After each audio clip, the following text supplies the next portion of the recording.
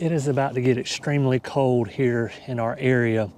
In 2005, the National Weather Service first started issuing wind chill warnings, and 18 years later, my area is officially under a wind chill warning.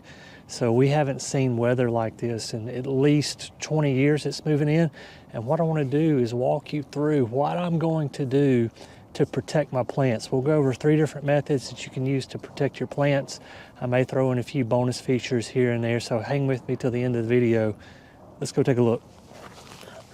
If you have just 1 or 2 plants that you need to cover up, I'm going to use this daylily here as an example.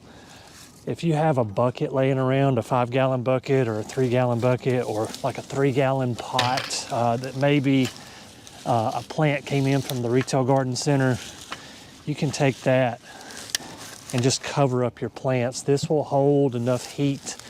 This will act like a mini greenhouse, if you will. There'll be sun energy caught in here, and inside it'll stay a few degrees warmer than it is outside. It'll also protect your plant from the wind. So if you got a few buckets hanging around the house, you could use those. Terracotta pots may be the best pot. If you've got one of those laying around, anything made of clay, they're going to retain more heat than something that's made of plastic, and they'll slowly radiate out that heat throughout the night when it's really, really cold outside. So here again, you got 1 or 2 plants that you need to protect. Grab a few buckets, put the buckets on top of them, and that will serve a good purpose. If you have a hedge of plants, for example, like these camellias, I'm going to cover these camellias just with an old bed sheet. The camellias will be fine themselves. I think we're going down to 7 degrees Friday morning, a high of 15 degrees, which is very unusual for my area.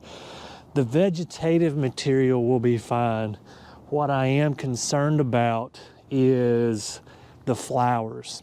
I'm going to lose all these flowers probably that are on these camellias. I'm going to attempt to save them just by covering them up with a bed sheet. So if you just got an old bed sheet laying around, this will act like a tent for the plant. You just simply want to cover them up.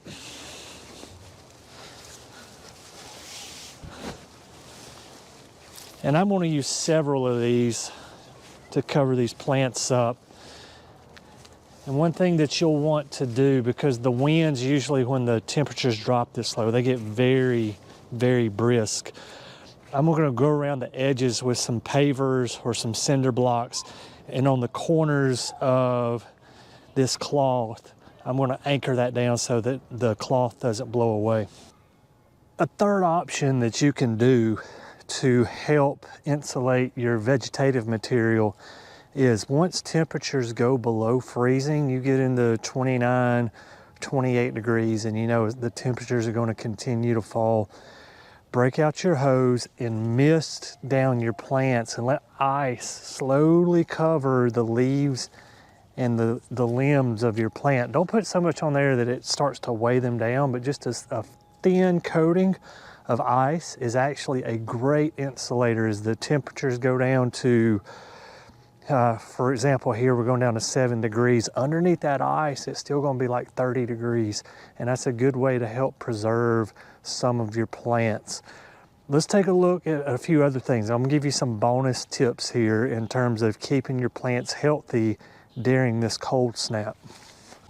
What we have in front of us here are what's left of some black-eyed Susans. It's December. I cut these back several months ago. But they're just beautiful in the summer, just full of yellow flowers. And so what I've done is put a layer of pine straw on top of these. You can probably see the green vegetative material down here underneath. And I just laid pine straw down on top of this. That is going to help insulate these plants. It's not going to hurt our perennials, anything like daylilies, hostas, black-eyed Susans, Shasta daisies, anything like that. Put pine straw down over the top of them. Next spring, they'll come back up nice and flush. But this is going to add a layer of protection to some perennials that we wouldn't otherwise have going into this cold weather. So one thing that I don't want you to be surprised that may happen Some of your plants that we traditionally consider evergreen may drop their leaves in this cold spell. So I moved here in 2014, and these lower petalums here, which are supposed to be evergreen in my area, they actually lost their leaves that winter. We went down to 8 degrees that winter. We stayed, I think, 5 days below freezing, and these lost their leaves. I was really concerned about it, but the following spring they came back. So don't panic if some of your plants that we consider evergreen drop some of their leaves. Additionally, things like Nico blue hydrangeas, they're probably going to die all the way back to the crown. Most years in our area, those will come back from the stem. I'm not expecting those to come back from the stem this spring because we're getting so cold. They're going to die all the way down to the roots, and they'll start over there in the spring. Guys, as always, thank you for watching The Plant Doctor. And until next time, happy gardening.